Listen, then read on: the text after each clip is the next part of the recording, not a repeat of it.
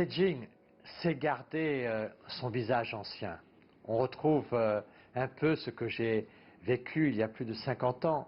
C'est ces hutongs, ces maisons, souvent des maisons carrées, des maisons de petite dimension. De petite dimension quand on les voit de l'extérieur. Mais dès qu'on rentre, on s'aperçoit que ça peut être plus grand. On y voit là une caractéristique architecturale magnifique, avec ces toits qui sont des toits très harmonieux. Et puis, dans ces quartiers-là, une bonne odeur de cuisine.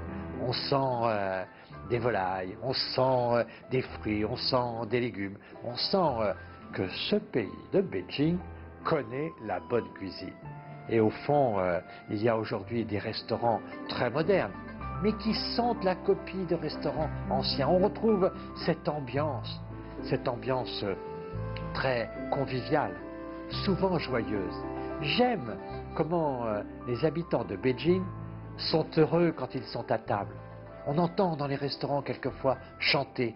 On entend qu'on fait des campées de ci, de là, pour créer de la chaleur humaine. Au fond, Beijing est cette ville dont le cœur est resté un cœur battant, avec ses parcs. On va faire de la gymnastique tôt le matin, avec l'ensemble de ces beaux oiseaux qu'on retrouve un peu toujours sur les tapisseries au Palais du Peuple. Au fond, Beijing est resté une ville qui a été très attachée à ses valeurs initiales. Maintenant, il y a des grands boulevards. Maintenant, le vélo électrique a remplacé le piéton ou a remplacé le vélo d'antan. Mais cette ville reste une ville avec des grandes avenues, qui a une forme de noblesse.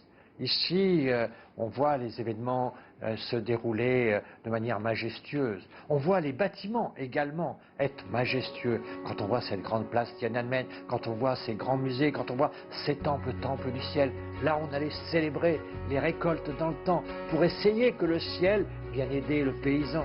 Il y avait là toute une histoire, toute une tradition qu'on ressent encore aujourd'hui à Beijing.